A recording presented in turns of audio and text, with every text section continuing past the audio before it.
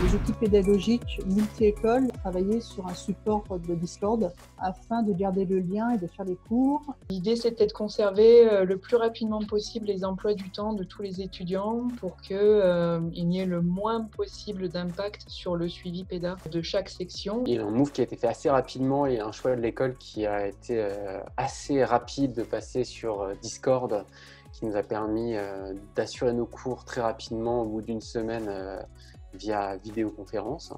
Donc on a été pris en charge assez vite et assez bien, donc on peut suivre un peu toutes nos matières sans trop de difficultés.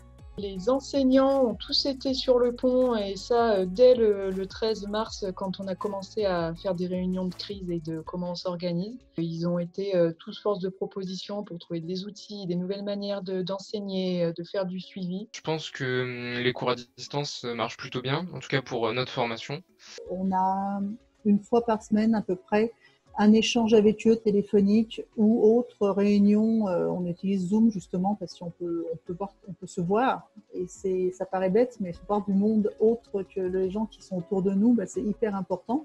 On reçoit très souvent des informations au niveau de nos cours, au niveau de l'administration par mail. On a eu plusieurs petites réunions avec eux, dont une où on a pu avoir toute la promo ensemble et pour poser nos questions vis-à-vis des examens, vis-à-vis des cours, vis-à-vis de comment ça va se passer à la rentrée, par rapport à les cours comment ils vont se passer au mois de mai jusqu'à quand on va avoir les cours. Donc on a eu pas mal de communication de leur part et individuellement on a eu déjà plusieurs appels de l'administration qui nous appelaient pour savoir comment ça allait tout simplement et si tout allait bien et si on avait besoin de rien. Donc c'est assez on est assez au courant de tout le temps, donc c'est chouette. On a l'occasion d'avoir les étudiants au téléphone, le contexte est très différent.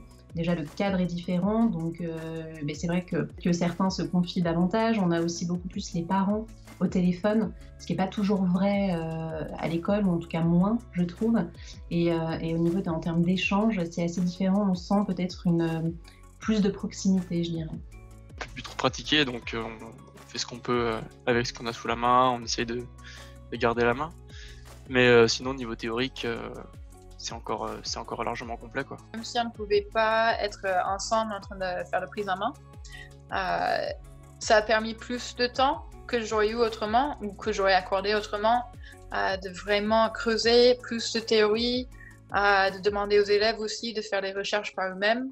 Et là, pour le coup, comme ils avaient plus de temps et eux-mêmes, ils avaient vraiment envie de progresser et ils étaient peut-être un peu frustrés de pas être en studio. Je sais que j'ai quelques amis du coup dans ma classe qui sont aussi motivés que moi et qui ont construit des projets ensemble. Ça permet du coup de pas lâcher. Ils ont été hyper créatifs. J'ai des élèves qui ont fait des installations de lumière chez eux avec ce qu'ils pouvaient faire pour essayer de tester des ambiances différentes. J'ai des élèves qui m'ont analysé des scènes, qui me l'ont envoyé par mail pour voir s'ils avaient vu bon. Donc ils allaient même au-delà de ce que je leur ai demandé de faire. Et ça m'a réchauffé mon petit cœur. Mais c'est des projets qui nous tiennent tous à cœur et donc du coup on continue tous de travailler. On s'est dit que du coup c'est peut-être plutôt une chance d'avoir plus de temps. Donc au final on va essayer de préparer ça au mieux possible. Quand enfin ils vont pouvoir prendre les caméras en main, ils vont pouvoir progresser plus rapidement qu'ils auraient fait autrement.